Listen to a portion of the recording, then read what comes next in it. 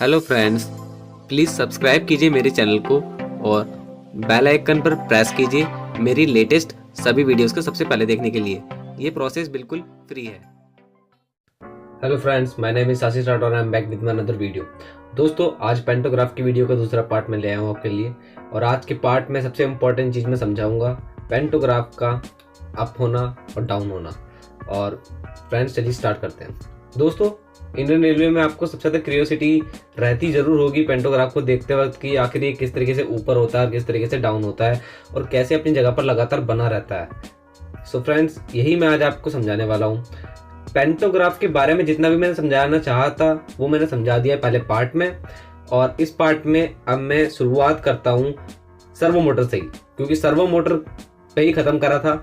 तो servo motor इसमें जो यूज़ होती है वो आखिर मैकेनिकल है या इलेक्ट्रिकल, तो मैं आपको बताना चाहूँगा। जितने भी लोकोमोटिव इंडियन रेलवे में मैक्सिमम हैं वो उनमें सब मोटर जो हैं वो मोटर क्या है, वो एक तरह से मैकेनिकल मोटर है, वो मैकेनिकल डिवाइस है, उसमें इलेक्ट्रिकल का वर्क तो बिल्कुल नहीं है।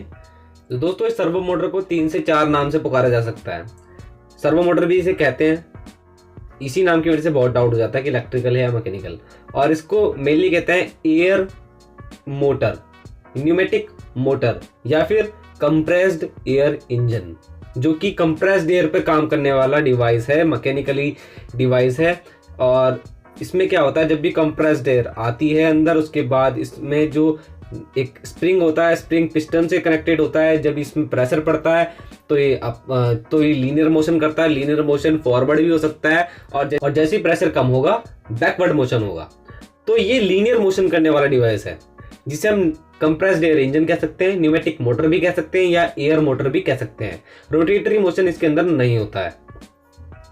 अब इस चीज के अंदर डाउट यूं इतना खड़ा हो गया, क्योंकि अगर सर्वो मोटर कहेंगे तो सर्वो मोटर भी एक ऐसा डिवाइस है जो कि लीनियर मोशन करा सकती है। मोटर जो कि लीनियर मोशन करा सकती है गियर के थ्रू। जो मोटर है वो घूमेगी और अंदर गियर सिस्टम कुछ इस तरीके से डिजाइन होगा जिससे कि होगा काम थोड़ा बहुत प्रेशर का भी, वहाँ कि प्रेशर एक जगह से दूसरी जगह जाएगा और उससे वाल्व बंद होंगे मोटर के जरिए और लीनियर मोशन मिल जाएगा। ऐसा काम रोबोटिक्स में भी यूज़ किया जाता है और यहाँ पे भी वो लगाई जा सकती है। आगे ट्रेन 18 वगैरह जो आने वाली ट्रेन है उनमें देखना होगा कि अब सर्वो मोटर जो इलेक्ट्रिकली ऑपरेटेड होती है, जिनका कंट्रोल बहुत अच्छा होता है, कि अब वो मोटर इंडियन रेलवे यूज़ करेगा, तो ये देखने वाली बात होगी। वैसे अभी फिलहाल ये वाला डिवाइस यूज़ हो रहा है। और जो ये है इसके अंदर कुछ नहीं है। एयर मोटर भी अगर आप इसे कहेंगे तो कोई गलत बात नहीं होगी। एयर मोटर भी होती हैं जिनके अंदर रोटेटरी मोशन होता है, बट वो वाला प्रिंसिपल यहाँ पे काम नहीं कर रहा है। यहाँ पे ओनली कंप्रेस्ड एयर इंजन वाला काम कर रहा है प्रिंसिपल, जिसके अंदर से पिस्टन जो है वो ओनली कंप्रेस्ड एयर के जरिए आगे और पीछे का मोशन करता है। अब बताता हूँ मैं मेन बात कि ये फॉरवर्ड और डाउन और बैकवर्ड मोशन तो हमें मिल गया। अब इसके जरिए पेंटोग्राफ अप एंड डाउन कैसे होता है। पेंटोग्राफ के अंदर मैंने आपको एक पुश रोड बताई थी। पुश रोड, वो पुश रोड कनेक्टेड होती है एक बिल्कुल बेस में लगी हुई बिल्कुल असेंबली से, स्प्रिंग असेंबली से। और स्प्रिंग असेंबली पे एक फोर्स जनरेट हमें करानी है। वो फोर्स हमें इस फॉरवर्ड बैकवर्ड मोशन से मिलती है। अब आप देखिए किस तरीके से मैं समझाता हूँ।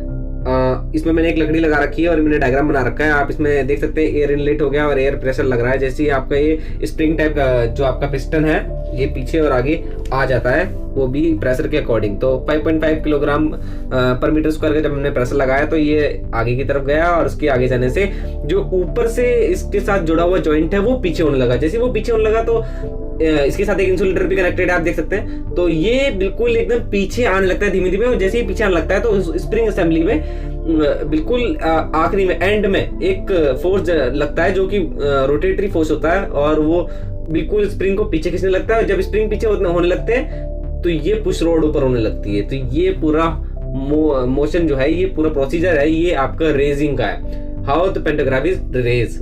और उसके बाद अब हमें डाउन करना है तो 3.3 किलोग्राम पर मीटर स्क्वायर से प्रेशर कम कर दो। उसके बाद ये पिस्टन पीछे आएगा। जब ये पिस्टन पीछे आएगा तो बैकवर्ड मोशन होगा। बैकवर्ड मोशन होने से ये आपका जो अब आगे इंसुलेटर से कनेक्टेड हुआ ये पिस्टन है, ये देखिए अब आपका बिल्कुल फ्लैट हो जाएगा धीमे धीमे। जैसे ही आपका ये बैकवर्ड मोशन होगा वो आगे भागेगा। जब वो आगे भागेगा बिल्कुल फ्लैट हो जाएगा। उसके बाद फिर वहां से अपने आप ही ये पेंटोग्राफ का जो पुश रॉड है उस पर से जो ये फोर्स लग रहा था वो कम हो जाएगा। स्प्रिंग अपने बैकवर्ड हो जाएंगे और अपने रेस्टिंग पोजीशन पे आ देंगे स्प्रिंग। और उसके बाद सारा का ये प्रोसेस है, ये कहलाएगा आपका डाउन कैसे आपका पेंटोग्राफ डाउन होता है। तो इस तरीके से आपका पेंटोग्राफ डाउन हो जाएगा। सो फ्रेंड्स, ये चीज थी जो कि काम करती थी पेंटोग्राफ के पीछे, और ये पूरा कंट्रोलेबल होता है प्रोसीजर, क्योंकि हम अगर 5.5 किलोग्राम पर मीटर स्क्वायर का प्रेशर बना रखेंगे मैक्सिमम, तो इससे हमारा पेंटोग्राफ लगातार टच में रहेगा OHE का, और कोई स्पार्क नहीं होगा और कोई भी वाइब्रेशन अननेसेसरी प्रोड्यूस नहीं होंगी। अगर आपका OHE का वायर फ्लैट भी ना हो, कहीं पे कम ऊंचा हो, कहीं पे ज़्यादा ऊंचा हो, तो भी पेंटोग्राफ लगातार अपने मैक्सिमम प्रेशर को बनाए रखेगा, जिससे कि कांटेक्ट में रहे। तो ये सबसे इम्पोर्टेंट चीज हुआ करती है इस प्रोसीजर के पीछे। सो फ्रेंड्स, आपको आई होप पसंद आई होगी मेरी ये दोनों ही पार्ट की वीडियो। आपको कैसा लगा, आपको कोई डाउट है या फिर आपको भी कोई और इम्पोर्टेंट जानकारी इसके बारे में, तो प्लीज शेयर कीजिएगा मेरे साथ और अपने दोस्तों के साथ। इंतजार मत कीजिए, बस शेयर कर दीजिए वीडियो को। और आज के लिए इतना ही। God bless you all, bye bye. Back from the dead.